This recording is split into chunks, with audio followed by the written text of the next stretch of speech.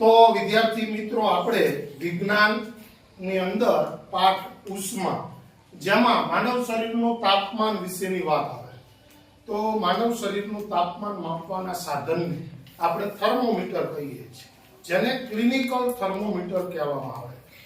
આ clinical thermometer છે બરાબર આના વડે માનવ શરીરનું તાપમાન માપી શકાય તમે ક્યારેક બીમાર થયા હશો અને દવાખાને ગયા હો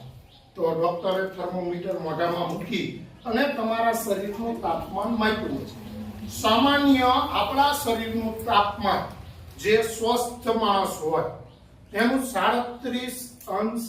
સેલ્સિયસ હોય આ ડિજિટલ થર્મોમીટર છે જેની અંદર ફેરનહીટમાં બતાવે બરાબર તો એની અંદર 94 ફેરનહીટ થી 108 ફેરનહીટ સુધીનું તાપમાન હવે આપણે જોઈએ છીએ કે અત્યારે આની અંદર 91.5 બતાવે હવે આપણે આ વિકિનના શરીરનું તાપમાન માપવું બરાબર તો આપણે બધા અહીંયા જોઈએ જીભ બારી કાઢ 91.5 છે હવે જોઈએ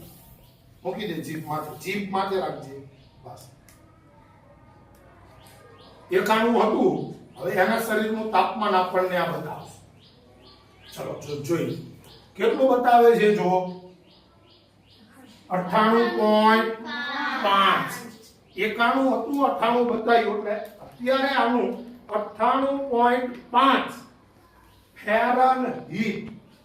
સમજ્યા સેલ્સિયસમાં નહીં સેલ્સિયસ વાળું થર્મોમીટર કાચની ભૂંગળી વાળું નથી આ ડિજિટલ જેમાં ફેરનહીટમાં બતાવે પણ આપણે બંનેમાં આપણને ખ્યાલ હોવો જોઈએ બરાબર તો વિકિનના શરીરનું તાપમાન અત્યારે 98.5 ફેરનહીટ આવ્યું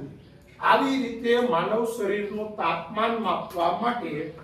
ક્લિનિકલ થર્મોમીટરનો ઉપયોગ થાય છે ખ્યાલ આવી ગયો બધાને